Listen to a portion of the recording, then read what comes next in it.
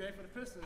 Bringing back some of the culture from the '90s and whatnot. Just talk about overall how you feeling about the Teal coming back. I think it's cool, man. It's just obviously it means a lot to me. It was the time that I was here, the era that I was here.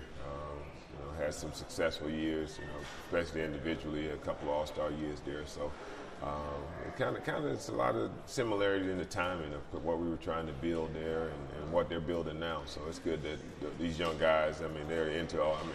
I deal with 18 to 20-some-year-olds anyway, so they love the colors, the greens, the pink. So I think the Teal will flow very well with them. Great. Talk about the young guys, currently the Pistons are coming, they're rebuilding and whatnot, and they got a nice young squad. Just talk about overall, the squad, what do you see from, Cade and Jaden Ivey and those type of guys? Talent.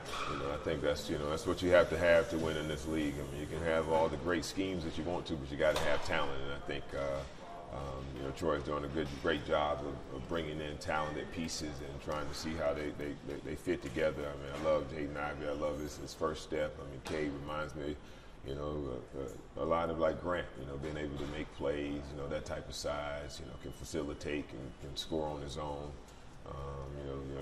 Jalen Duren, just saw him at Memphis, being in the state of Tennessee, just his upside and what he's able to do on the court, along with the young talent that's already here. But whenever you're thinking about winning, though, you got to have some veterans. So I like some of the moves they made, bringing in, Nerlens Noel and Alec Burks, some guys that come from some winning organizations to help those young guys, and even the older guys, Olynyk and Corey Joseph, those guys been in Miami, been in San Antonio, been around winning culture, and that's you don't just arrive. So they got to show these young guys how to get there. We go back to the Teal. So as far as with the Teal, just talk about overall, that time of your career, just as far as with that era. I know you led the league in scoring, if I'm not mistaken. You also scored 57, highest Piston game ever in 01. Just talk about overall just that era of Piston basketball, and just as far as.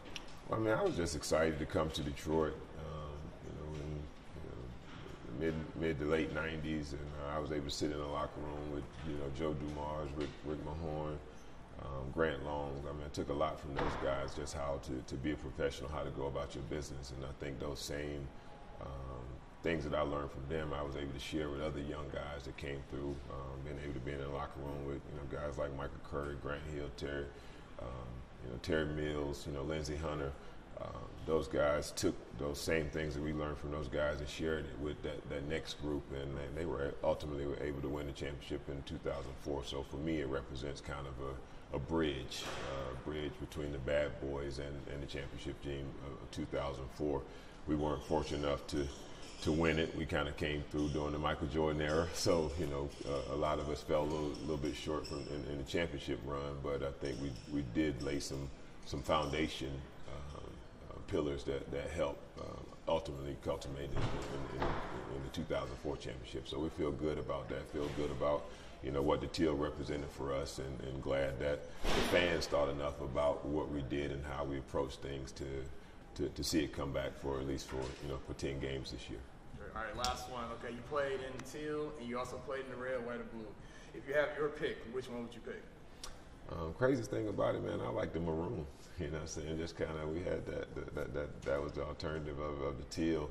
That was one of my favorite. I had I think a ESPN cover, in that uniform, and I actually had the 57 in that uniform. So no, it's but I think between those two, I still think the red, white, and blue. It really symbolized Pistons. It really symbolized Detroit. But the Teal is definitely a fun alternative.